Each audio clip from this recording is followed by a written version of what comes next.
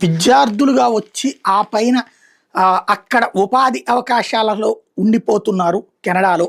అంటే చదువుకోవడానికి వచ్చినటువంటి వాళ్ళు ఆ చదువుకు అనుగుణమైనటువంటి ఉద్యోగాలు చేస్తే పర్లేదు గానీ, అది వదిలేసి వేరేది అక్కడ ఉన్నటువంటి షాపుల్లోనో, పెట్రోల్ బంకుల్లోనో, సూపర్ బజార్‌లోనో పనిచేయడం ద్వారా లోకల్ వాళ్ళ ఉపాధి అవకాశాలు దెబ్బతింటున్నాయని కెనడాలో ఆగ్రహం. ఆ ఆగ్రహం శృతి మించినటువంటి సందర్భంలో దానికి తోడు ఖలిస్తానీ వాళ్ళ వేర్పాటువాదుల యొక్క తోడ్పాటుతో ఆనాడు ట్రూడో భారత్ మీద తీవ్రమైనటువంటి ఆరోపణలు చేస్తూ వచ్చాడు. భారతీయుల వీసాల్ని అడ్డుకున్నాడు. భారతీయ స్టూడెంట్స్‌ని అడ్డుకున్నాడు. అయితే ఆ తర్వాత వచ్చినటువంటి ప్రభుత్వం అదే పార్టీకి సంబంధించినటువంటి ప్రభుత్వం వచ్చింది.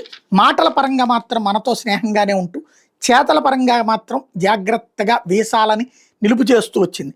ఈ ఏడాది భారతీయ విద్యార్థులు అక్కడ చదువుకోవడానికి పెట్టినటువంటి వీసాల అప్లికేషన్స్‌లో 80% రిజెక్ట్ చేశారు.